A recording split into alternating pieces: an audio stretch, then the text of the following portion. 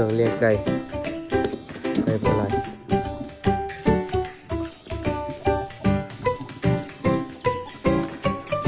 ไม่นี่ไปส่งมันนะโดนเนาะติ๊กจะเป็นไฮนีมูนกัน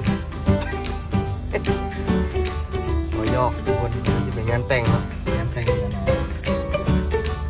มือเจ้าเพราะว่าเขาเจ้ากับซ้ำๆเดียวกันเลยตรงทีมผักเอาไม่จัดอันนี้คือตัดอันนี้ขี้ไล่ปะ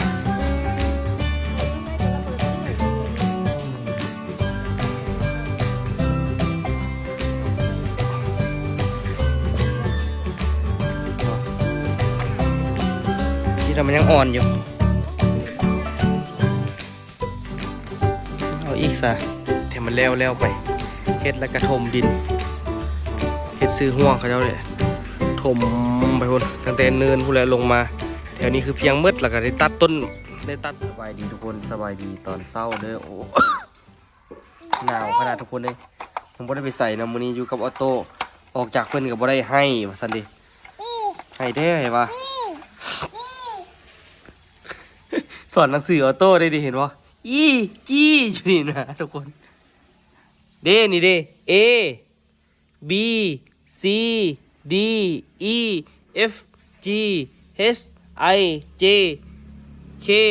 L M N O P Q R S T เอาดู A เอาตัว A ดูสอนหนังสือเอาโต้อยู่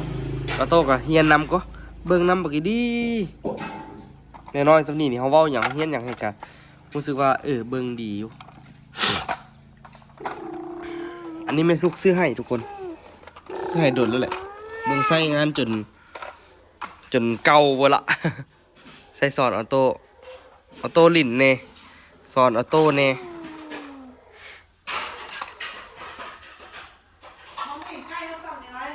ห้องเพลงไก่ดูห้องเพลงไก่ดูโตห้องเพลงไก่ฟังดูเป็นหูเห็ดเลยเดี๋ยวนี้ตะกี้หูฮอตกุดคืนนี้ห้องวิ่งใกล้เลยบอกพ่อแม่นอนหมดแล้วห้องวิ่งใกล้ไปเดียวไต่เสียตัวเสือดูโตเฮ้ยแต่ยานแท้ตัวเสือดูตัวเสือดู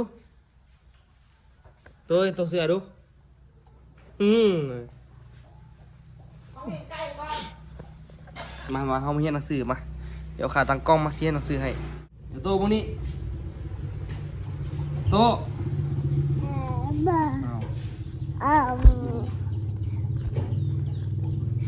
โตนี่ไม่โตผมสนใจเลยเวลาดีเรื่องโทรศัพท์นะผมสนใจเรียนหนังสือเลยคันเห็นโทรศัพท์นะ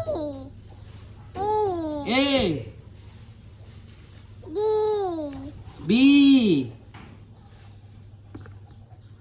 C D E บอกคันเห็นโทรศัพท์นะเห็นโทรศัพท์ผู้สนใจ F G H I J K L M N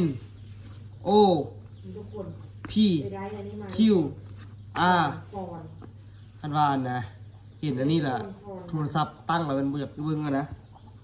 ติดโทรศัพท์หรอออโต้นะพูดนะคุณเศร้าเห็นหนังสือทุกกันบอกดีนั่งเบิ้งคัก ไปได้จอมก่อนมาตัวนึงเลยคุณเอาให้ทุกคน ๆบ่ ไปเช็ดมุกคือแม่กินแล้วก็ได้ จะเอานมวะ ได้โตเจียมทุกคน ทำเอ้ยลูกอยากได้นม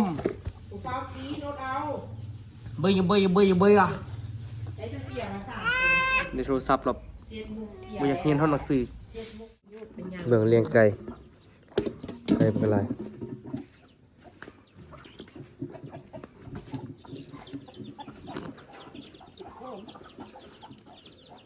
ว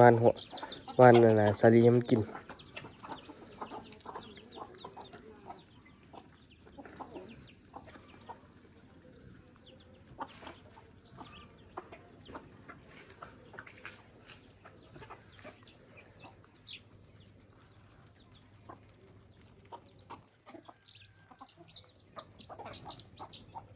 สัตว์เลี้ยงเอาโตกลับมาเบิ่งนำยอมใจแก้บ่ให้เดี๋ยวสิแล้วเวียกแล้วงานทั้งมืดแล้วสิเข้าไปหาสร้างบ่อยอีกให้เราแก้ให้เลยเอารถไปทิ่มจากมือนึงนอนพักอยู่หั่นบ่ต้องเฝ้าไปใส่ให้เราแก้ให้มันจบยอมไปตอนนี้ควันหลายโพดตั้งแต่ข้าเจ้าใช้น้ำมันเกินนี่มีปัญหามาเลยใช้น้ำมันเครื่องเกินสตาร์ทรถตอนเช้ามันเย็นๆแล้วมันควันพิลึกแต่ว่ามันจักฮ้อนจังหวะหนึ่งมันก็เซาสินะนี่ไปส่งกันทำต้นเนาะกับติ๊กเขาจะสิไปฮันนีมูนกัน ยอกทุกคนเขาจะสิไปงานแต่งเนาะไปงานแต่งกันไปงานแต่งหมู่เขาเจ้าเพราะว่าเขาเจ้ากับซ้ำๆเดียวกันเด้เป็นคนทางบ้านเดียวกันแล้วกันแต่ว่าติ๊กนี่ที่เป็นรุ่นปีหนึ่งติ๊กนี่ซ้ำกับตัวเลยเกิดเดือนเดียวกันเกิดปีเดียวกันแต่ว่าติ๊กยังเป็นทำได้จริงนะติ๊กนี่เกิดวันที่เท่าไหร่วะ13ป่ะที่ว่าตอนนั้นวันที่10 ปลายนี่แหละตัวเกิดวันที่28 เดือน 3ติ๊กเกิดวันที่13 เดือน 3ที่บอก1999คือกันเนาะเขาเจ้าสิไปงานแต่งติ๊กกับไปต้นกับไปกับหมู่เดียวกันนั่นแหละทุกคนเนาะเขาเจ้ากับโบได้ลื่นกันหลายฮะนะต้นนี้เกิดปี 2000ติ๊กเกิดปี 99นี่นะเขาลื่นกันน่าจะลื่นประมาณนั่นน่ะโอ้ลื่นกันปีปลายอยู่ก็เพราะว่าต้นนี้เกิดเดือน 12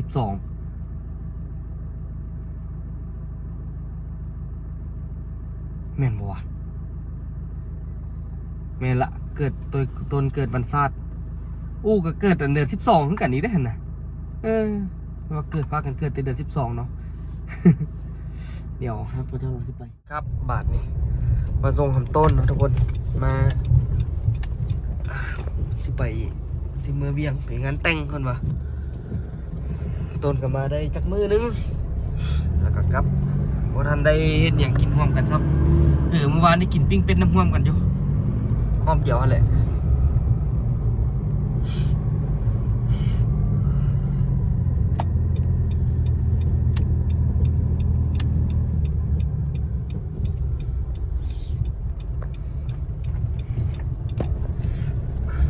สอกบ้องตัดผมก่อน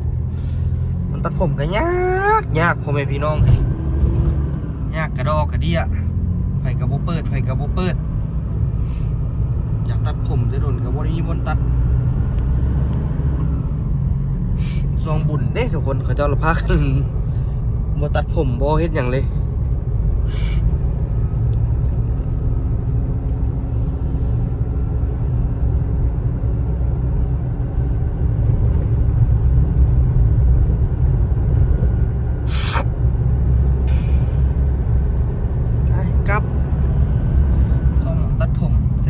ทั่วไปอยู่บุญกินเจียงอยู่เชียงมีทุกคนเขาเจ้าเฮ็ดทอดวันที่29พุ่นน่ะโอ้ตัวคิดว่าสิแล้วพร้อมกันเอามาถามแล้วมื้อใดวันที่29ปัดติโทว่ะมื้อนี้วันที่26บ่แสดงว่าเขากำลังเริ่มกินเดี๋ยวเขาจะไปขายเครื่องก่อนซื่อๆมื้อนี้ก็เลยแบบว่าบ่ได้ไปแต่มื้ออื่นนึงสิไปลมไปดิวน้ำเขาเจ้าไว้สิไปลมไปดิวน้ำคนอื่นพร้อมเพราะว่าอ้ายนั้นบ่ฮู้เราสิเฮ็ดบ่หรือบ่เฮ็ดกับบ่ฮู้กันในเฟ้งกันแล้วเราเฮ็ดก็ดีคือกันเพราะว่าเราก็ค่อนข้างว่าเป็นคนที่มีความรู้เนาะเพราะว่าเราก็เป็นครูเว้าหยังก็น่าจะง่ายหันนะคันสมมุติว่าคนอื่นนี่ก็บ่ฮู้ว่าเขาจะสิมีความรู้ส่ำใดแต่ว่าคันเราซื้อเอาก็บางทีก็สิขายเลยคันเราบ่ซื้อเอาก็50เท่านั้นแหละคนทรงก็ได้แต่ดีก็คือเราเป็นคนพื้นที่เนาะเป็นคนพื้นที่เลยแบบว่าคนอื่นที่มาฝากเครื่องฝากของอย่างประมาณนี้ก็ไปฝากน้ำเล้าแล้วก็ก็เป็นญาติพี่น้องกันหากันน่ะร่วมกันอย่างกันง่ายภาษากับภาษาเดียวกันตัวไปเฮ็ดย้อนคนละภาษาเขาก็อยากร่วมนำเนาะภาษานี่สำคัญก็เป็นวัดอีกเดี๋ยวนี้เสียงเปลี่ยนมาทุกคนตัวเสียงเปลี่ยนก็วัดตันดังอยู่เห็น อย่างกันยากเนาะเฮโรจิ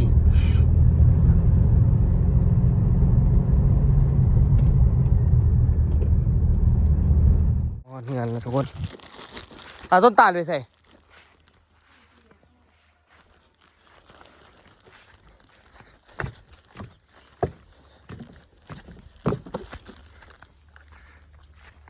ไปส่งเบียร์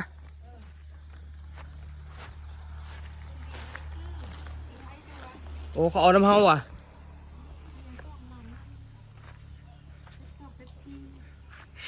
เขาจะเฮ็ดจากโมงเขาเราบ่ฮู้ฮอดโมงซ้ำเขาจะเฮ็ดจากโมง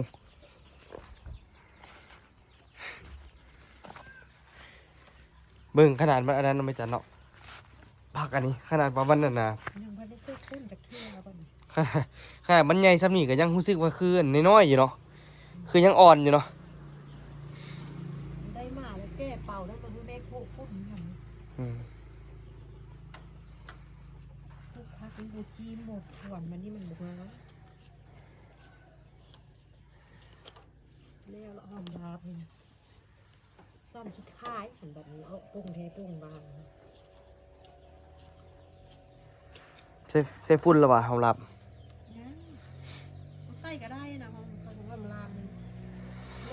ลกงานลกน้ำมากันงาน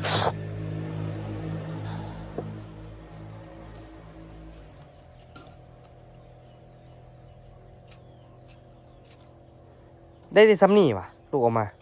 เพื่อนอภัยบวชเด้ โอ้แม่นเลยเนาะ มันเป็นแต่ขี้ดินซื้อก่อนเลย ลูกบ่ลูกว่าย่านเอามาล่ะบ่มีบนปลูกก่อนมันหั่นน่ะเอาแกนมาวานอีกตัวแกนนั่นลูกออกมาหั่นน่ะ ว่าเลยว่า อยู่บนใส่ละฮู้ล่ะลูกบ่ได้ให้แม่จันเถอะว่ะ ขวดน้ำดูน้ำแก้วอัน อ้อเครียด ดูแก้วอันนั้นแหละ ลูกคือว่าลูกให้แม่จันแล้วก็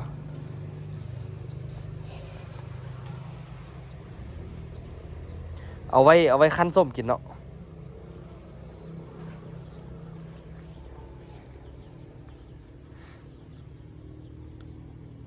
คิดว่าเอามาหลายโพดหรือย่านบ่มีบนปลูกสินะ งานบ้านนี่ก็นั่นนี่เอาสร้างเพียงก็ต้องเอาสร้างมาดูเนี่ยตัดเนี่ยพวกนี้เขาตัดก็เนี่ยแซ่บดี เอามาบ่งอีกตัวเนาะได้แปลงกันเฮาเราบ่มีหมักเล่นเนาะเฮาเทียนตำมะฮุ่งแล้วเฮาล่างหมักเล่นอยู่หั่นมันคือบ่ออกเลยว่ะเนาะฮะ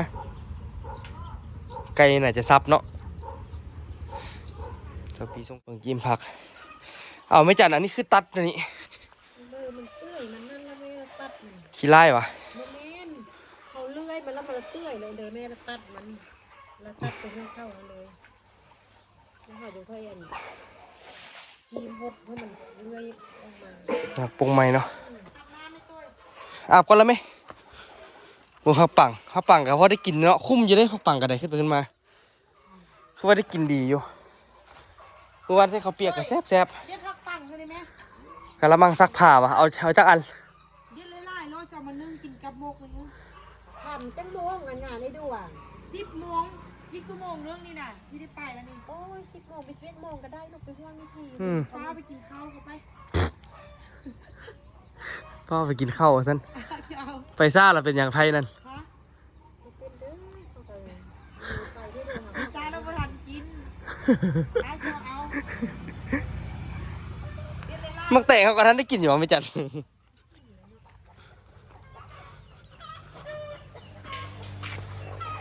เขาเด็ดเอาเบิดแล้วได้อูเมื่อวานนี้นะ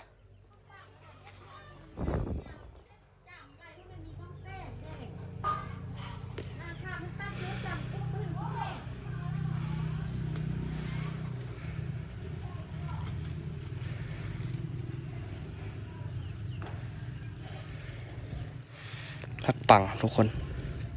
ได้กินดีเด็ดกินแซ่บว่ะ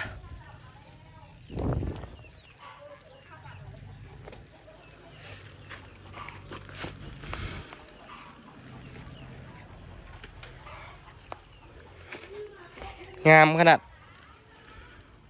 เดี๋ยวสิไปร่วมงานแต่งเขาเจ้าทุกคนงานแต่งคนโม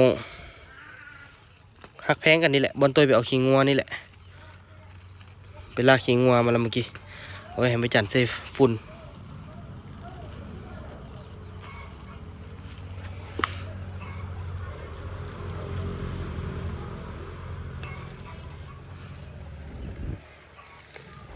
นี่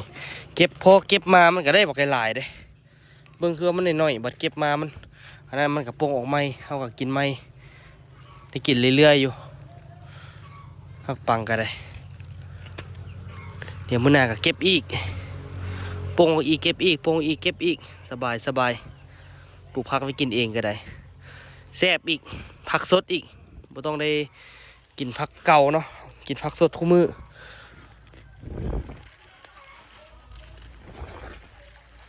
ตอนนั้นนะตอนทำงานบุญก็เอาพักยี่นี่แหละทุกคนจนว่าเอาจนเบิด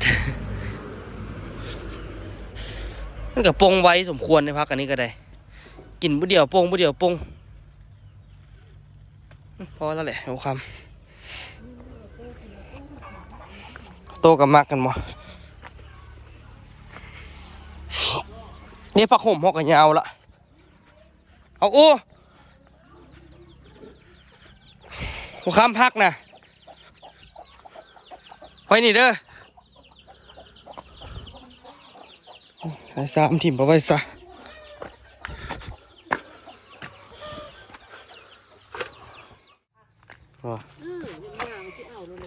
คิดว่ามันยังอ่อนอยู่ ตายอ่อนเดี๋ยวมันยาวเลยดินน่ะ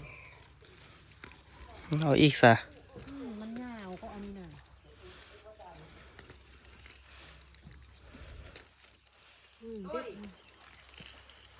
นี่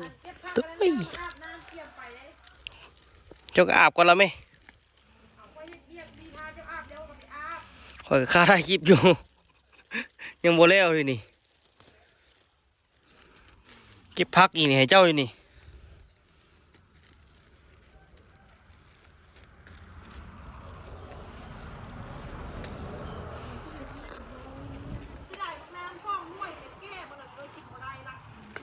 แก้กับไปเฮ็ดแนว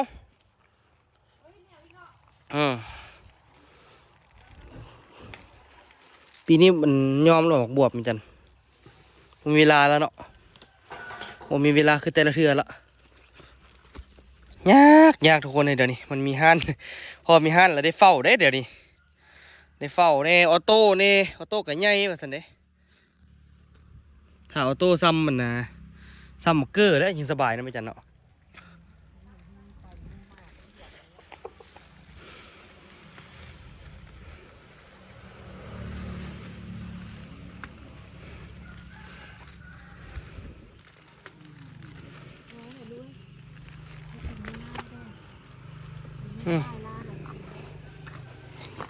หนึ่งสำเร็จกับเบิร์ดคือเก่าพักกันนี่ก็ได้มักแต่งเขาคือวงงามคือตะกี้อ่ะไม่จันเป็นยำย้อนอย่างวะเอาข้ามพักนะอูวางไอ้เดี๋ยวอูเด้อล่างเอาเด้อป้าปีนั้นปลูกพี่ลึกขนาดนั้นไม่จันเนาะพี่ลึกแค่พี่ลึกว่าโคมงาม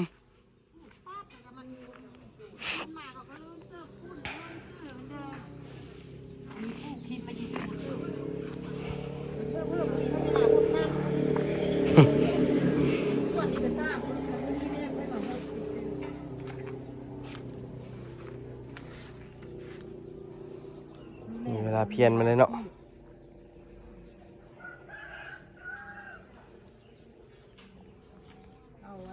แปลงนี้ได้ฟื้นเลยบอกลูกสิฟื้นให้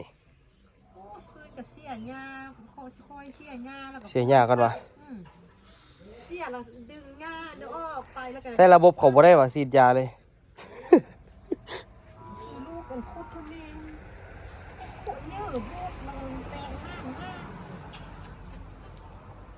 เสียหญ้ามันเสียเอามีดมาจีมหญ้ามันออกแล้วถึงค่อยเอาส่วนคุดผักห่มอันนั้นมันออกเองได้เนาะผักห่มกี่งัวเนาะมันคือออกเองวะเนาะมันมาได้ใส่ว่าแนวมันเงียมือเนาะ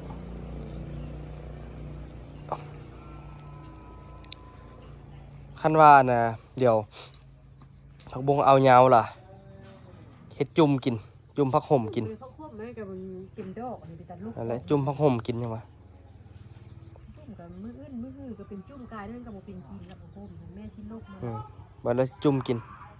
ลกเลยป่ะผักห่ม ลูกโลดเราบอกว่าจะไปกินโลดนั้นมา เห็นไหมเนาะ เขาควบมันจะเป็นตาเด็ดมันออกมันกับวงงามเขาควบมันก็ไล่แกนมานะลูกแล้วก็ผ้า ก็สดกันตอนนี้แหละแต่ละแรงนอนตัดสวยใครแต่เราได้นอนสวยฮะนอนสวยแรงมาแล้วก็ลงส่วนแล้วก็จิ้มพักอยู่หั่นแหละ ปลูกผักก็ได้จีมได้นั่นมันอันนี้คนน้ำก็ยังโบหุดจีมกับแหงบริจีมมันเป็นงาม บัดอันน่ะคนมุ่งเขาจะปลูกกันนะปลูกอยู่กลางนาฮะน่ะประมาณไร่เบิ่งนี่ประมาณ2 ไร่นี่แหละป้าปลูกเต็มเหมือนรถคูโบต้าไทยเน้นยาอย่างเดียวอันนั้นยากับปุ๋ยอย่างเดียวเลย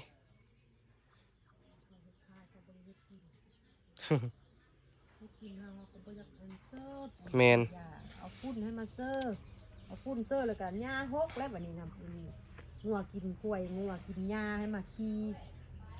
เขาบ่ได้ปลูกผักกาดดอกเลยเนาะปีนี้เนาะแปลงนี้บ่ปลูกผักกาดดอกอ่ะปลูกสลัดเอาวะ เดี๋ยวก็ปลูกแล้วแม่ลูกนี่มันเดินอะไรปลูกเอามาลงมาปลูกอะไร ผักกาดดอกบ่มีแกนก็ ซื้อเอาห่อ5,000นี่ว่ามันก็ไล่เครือ เอาเนี่ยกินยอดมันเนาะแกงยอดมันกินแซ่บคือหยังนี่น้ำวันนี้แห้งจัดแห้งจะลึเลยย่างก็สบาย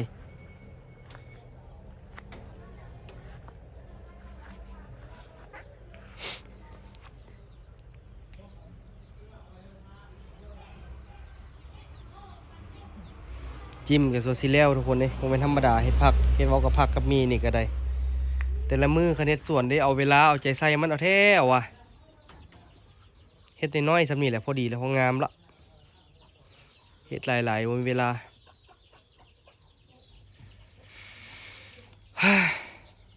ยังไงไปอาบน้ำก่อนทุกคนที่เป็นงานแต่งค่ะเจ้า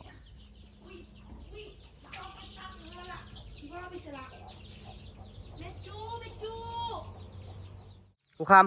ำปีนี้โครงการเฮ็ดห้วยนี่เกิดอยู่วะ บ่บุเฮ็ด เอาบ่เฮ็ดวะจะสิลงใส่ปะดิเขาเสียดินเขาก็สิขายแล้วเด้ ซื้อเอาซื้อดีเนาะ โอ้ซื้อดินเอาวะสันเว้าหงแพงมึงพาไปเลาะห้วยดินอันนี้งามกว่าทุกคนถ้าปลูกผักเสนี่สุดยอดเลยนี่นะแท้ก็คันว่าเอาอะนะงาไม่ออกแล้วปลูกเสนี่ป้าดทีเดียวบ่ต้องเฮ็ดหยังเลยปุ๋ยนี่นะสุดยอดของปุ๋ยสุดยอดของขี้ดินเลยเนี่ยแต่ว่าก็ต้องได้เบาเรื่องไก่เนาะ คันว่าปลูกเสนี่มันบ่ได้อ้อมไก่อ้อมตะนางเนี่ยลำบากอยู่ไก่ก็ได้คันว่าไก่ขังก็ออกคือเก่าเบิ่งเสาพ่อจอยเฮ็ดไว้เสามูลพ่อจอยเฮ็ดให้ตัวนี้4 ต้นตัวนั้นอีก5 6 7 8 ต้น9 ต้น10 ต้น11 12 13 10ปลายอันแล้วก็ทุกคนเสาก็ได้แต่ตัวกับบ่ฮู้แผนของเราคือกันว่าเราสิเฮ็ดจังได๋บ่ฮู้อีหลีก่อนหลายต้นอยู่คันว่าเฮ็ดนี่ต้องได้ปรับต้องได้อีหยังพิลึกเลยนี่มีฮ้อนบักเดือยบ่ฮู้ว่าปลูกเองหรือว่าอีหยังเอาไปต้มกินแซ่บนี่เอาต้มกินน้ำมันน่ะตัวว่ามันหอมดีมักเดือยนี่ห้องห้วยโอ้กายได้13 14 15คนได้นี่นะหลายต้นเติบอยู่เนาะพอจอยเฮ็ดไว้ตัวกับบ่ฮู้น้ำแผ่นแล้วกันว่าเราสิเฮ็ดจังได๋แต่ว่าอันนี้คืออยากเฮ็ดอยู่อยากเฮ็ดให้มันแล้วไปเฮ็ดแล้วก็ถมดินเฮ็ดซื้อห่วงเขาเจ้าเลยถมไปพุ่นตั้งแต่เนินพุ่นแล้วลงมาแถวนี้คือเพียงมืดแล้วก็ได้ตัดต้นบางนี้ออกตัดต้นมะขามออกถมมืดนี่หลังจากนั้นแล้วก็เฮ็ดทางรถลงทางนี้ถ้าเป็นไปได้นี่ก็ถมจนเกือบเพียงอันนี้พี่แหละเนาะอันนี้แตกแห่งเก่าเลยทุกคนเดี๋ยวบ่เป็นแห่งใหม่แห่งเก่าตะกี้พุ่นน่ะถมก็ถือว่ามันการดินมันก็อัดนี่พร้อมอัดนี่อัดข้างๆหั่นเนาะถมพี่มันก็กันเจือนกันถล่มได้อีกเนาะ เฮ็ดคักๆนี่คือสิคักอยู่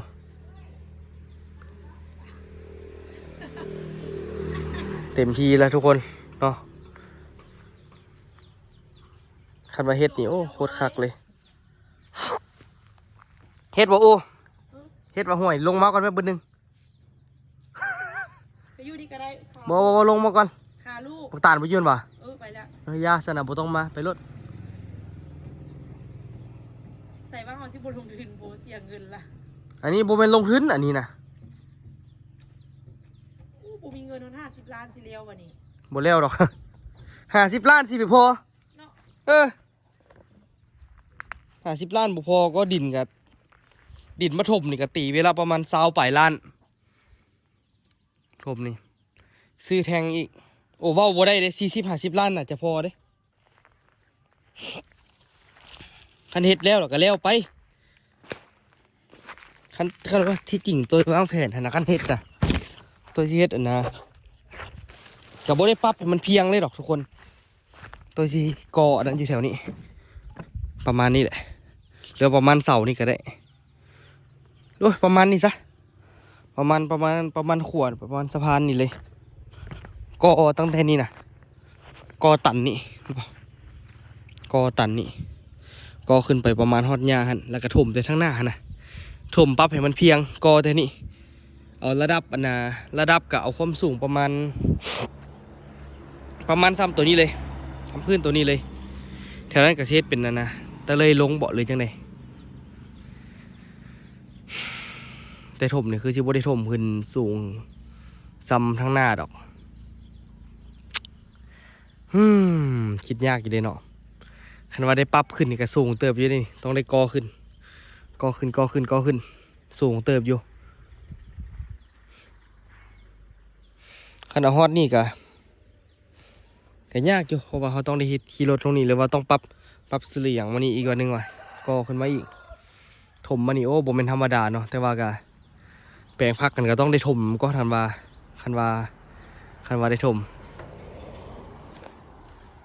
แต่ตัวว่าคันว่าถมนี่บางทีก็สิถมแต่เขตนี้เขตห้วยนี้เนาะมันต้องวางแผนดีๆให้แหละทุกคน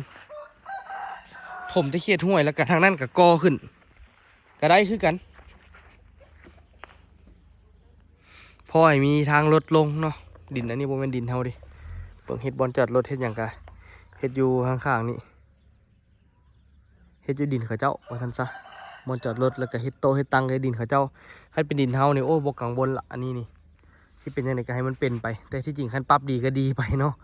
มันจึงมีพื้นที่ว่าซั่นซะเพราะว่าตอนนี้นี่ห้วยมันมาล่ะมันเป็นอันนี้มันก็เสียพื้นที่ไปหลายเติบก็เลยว่าเฮ็ดไปมันก็คือสิดีคือกันแต่ก็ยากอยู่ได้แต่ว่าทางนี้นี่ปะมาเลยสินะหรือบ่ก็ก่อเฮ็ดอันน่ะปากเฮ็ดใส่ท่อเนาะใส่ท่อยาวๆแล้วเฮ็ดปากท่ออยู่นี่แล้วก็ก่อเฮ็ดเป็นทางอันน่ะน้อยๆเฮ็ดประมาณจักเม็ดนึงก็ได้ละมันบ่ได้มาสิมาหลายเฮงเนาะมันมาหลายก็มาประมาณ1 2 ชั่วโมงก็เบิดสินะก่อขึ้นจากเม็ดนึงแล้วก็เฮ็ดสูงประมาณจัก1.50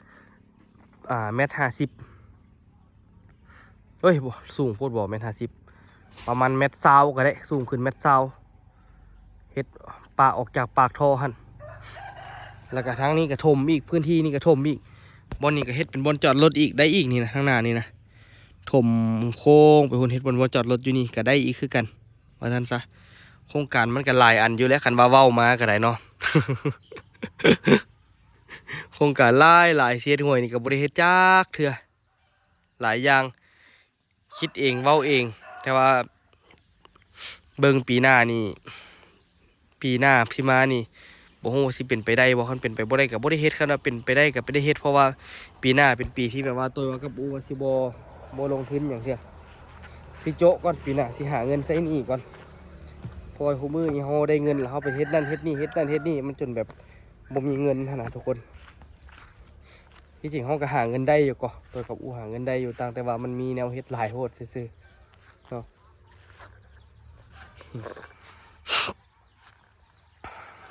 ไก่กันพอมีกินอยู่นี่สันวางนี่บางทีก็สิมั่างซะเป็นบอนวางอันน่ะของเครื่องปรุงตั้งแต่เฮือนครัวเก่าตะกี้พุ่นน่ะ มางแล้วก็เก็บเมี่ยนหอมสะอาดไก่บานๆเลย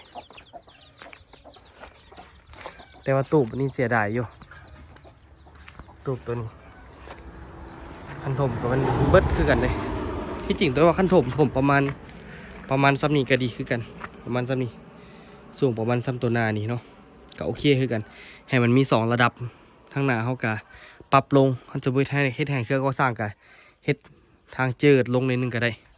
นำกระลงเข้าไปคลองเนาะกับประมาณนี้แหละทุกคนแผนลิ้นเนาะงูสิเกิดบ่เมืองหูหนูมันไปกินมันหนูพุกได้นี่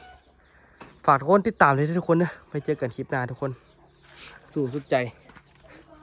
ไปทุกคนสบายดี